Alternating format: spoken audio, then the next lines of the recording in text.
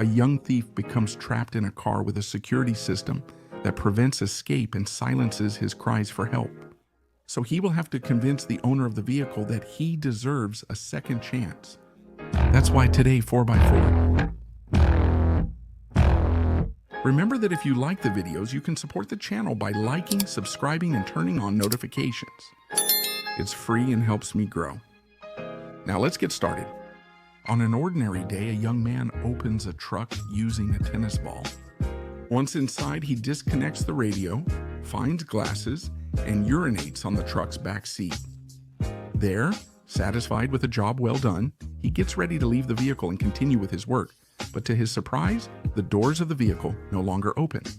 Frustrated, the young man grabs the toolkit and tries to break the windows. When that fails, he starts taking the doors apart. That doesn't help, and he just hurts himself. He keeps trying until he lifts the floor mat and realizes the car's material isn't typical for commercial vehicles. Knowing the van is reinforced, he opts for drastic measures and shoots at a window. But the bullet ricochets and hits his leg, so he removes his shirt to make a tourniquet. While the man writhes in pain, a woman approaches the car window to put on makeup. He shouts to ask her for help, but the woman can't see or hear anything inside the truck. Now, our protagonist's last hope is to call someone for help. He grabs his cell phone, but it turns off just as he's about to dial.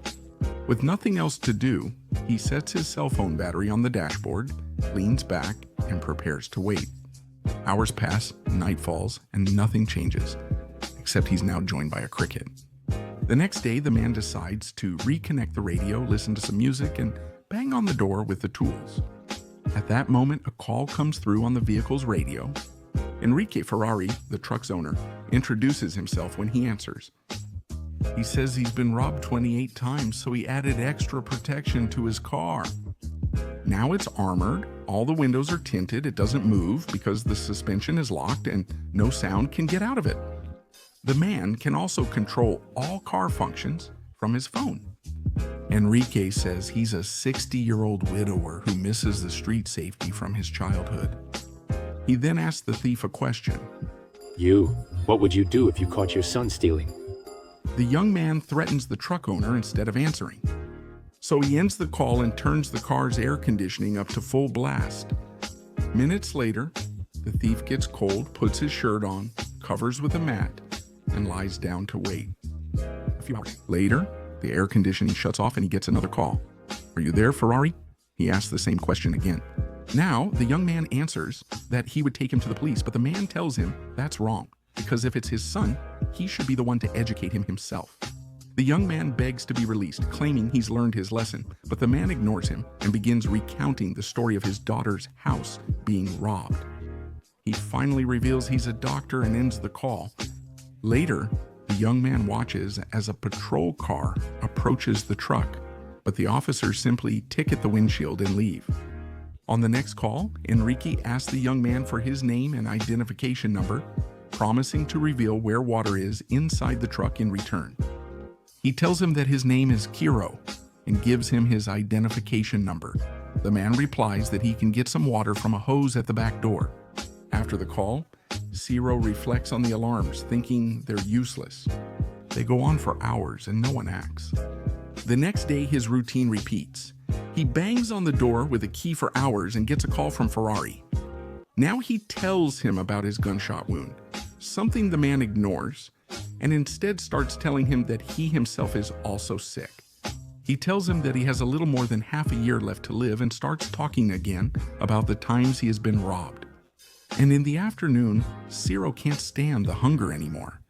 And after reading the truck's manual, he decides to tear out the pages and eat them. Then, he continues his day by sticking dinosaur stickers, painting on the seats, and playing with a ball. And when the thirst is too much, he urinates in a container to later drink its contents. A few hours later, the van approaches another young man to steal it, but people spot him trying to open it and start beating him. Sometime later, an officer arrives and takes the boy away. At night, Ciro ignores a call from Enrique. He considers eating the cricket while a young couple gives him an optical shower by the car.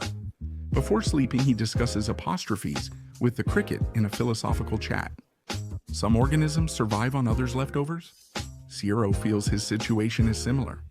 He, his father, and grandfather all lived off the upper class's abundant leftovers. He believes life is unfair to people like him, so he sees no reason to change. The next day, the young man answers the call. Ferrari says there's an alfajor behind the brake pedal. He spends his afternoons watching people on the street, like a woman walking her dog daily, and an older man saying goodbye to his wife each day. Children pass him on their way to school, and a man always leaves his door open while cleaning his sidewalk. He observes them, imagining their lifestyle and considering how he could exploit them to steal.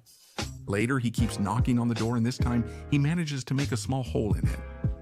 He tries to use it to shout, but it's too small to help, except it lets the little cricket get out of the car.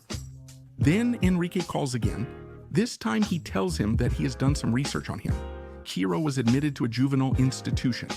He has committed armed robbery, seriously beaten people, run over others, and even killed a man with a gunshot. He says he contacted Ciro's wife and son, Irina and Lionel, claiming to be a lottery representative and telling them Ciro had won. So they were entitled to $100,000 in cash. This is because he thinks the young man doesn't deserve to have such a beautiful family. And with that money, they will be able to rebuild their lives in the best way possible. Without him, Ciro tries to tell him that he has already paid for his mistakes, but Enrique doesn't agree. Are you condemned? At that moment, Ciro puts the phone battery back in and calls his wife Irina, but she doesn't answer, and the phone turns off again. Later that night, the young man starts playing with the car's ignition. He presses it over and over again until suddenly the vehicle starts.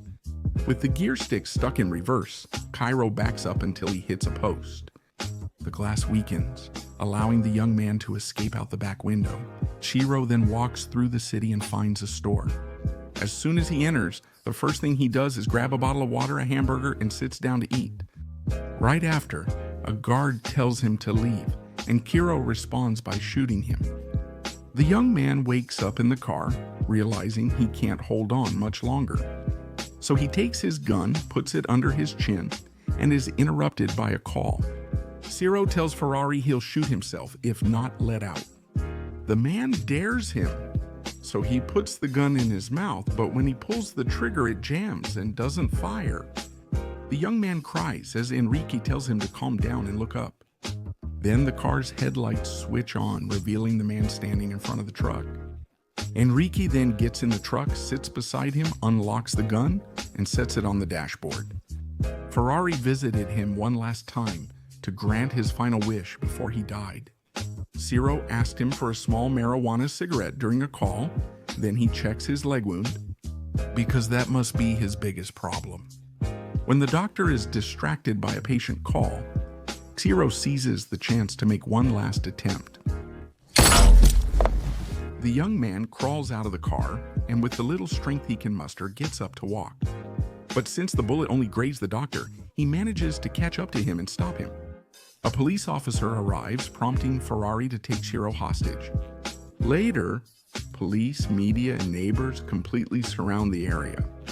Enrique asks the people if he should kill the young man or hand him over to the police. Some yell for him to release the boy, while others believe a thief deserves death. Just then, police mediator Julio Amadeo enters and tries to reason with the doctor. He asks Enrique what he wants, but Enrique says he's not asking for anything, that he does everything because he's already tired of the injustices of everyday life. People avoid responsibility and criminals go unpunished, and good people should feel lucky just to survive one more day. Before talking to him, Julio offers water, but the doctor requests the officer who found them deliver it. Then Julio starts to approach while telling him a story about a little boy who lived with his parents and his little brother.